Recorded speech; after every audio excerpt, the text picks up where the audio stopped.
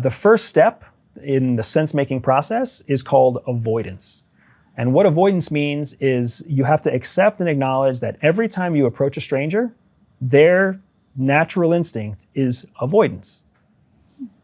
And if you really think about it, it's how all of us are. The first time you meet somebody new, you actually want to avoid them, and they actually want to avoid you. But it's the societal construct that makes us say things like, good morning, how are you? What do you say 90 times? 9 times out of 10 when somebody says, how are you? Fine. Even if it's not true. Because in your mind, what you're really thinking is, how do I end this conversation?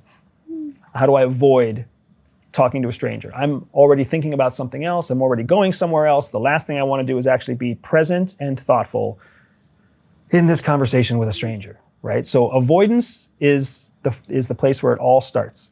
So inside of sense making, you have to account for the fact that when you first approach somebody, they will try to avoid you. So a manipulator inherently understands that the first time they approach a target, the target will want to avoid them. Now, the tricky part to avoidance is that within the societal culture that we live in, persistence is deemed a value. It's deemed something that we appreciate and honor.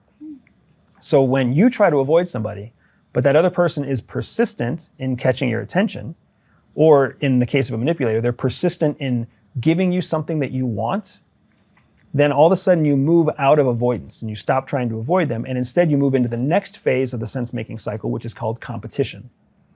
Competition is when there's an exchange of ideas. And sometimes it's heated, like sometimes it's, I disagree with you.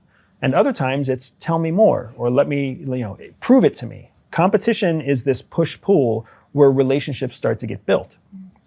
Manipulators understand you have to push through avoidance to get to competition. But once somebody is in the competition phase of sense-making, what they're really showing you is that they're willing to exchange ideas with you.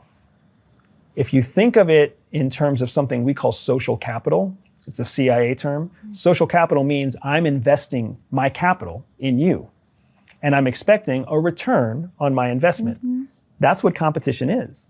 So you push somebody through avoidance, you get them to start sharing their opinions and their ideas. Well, once you start telling me your opinions and your ideas, what you're doing is investing in this relationship.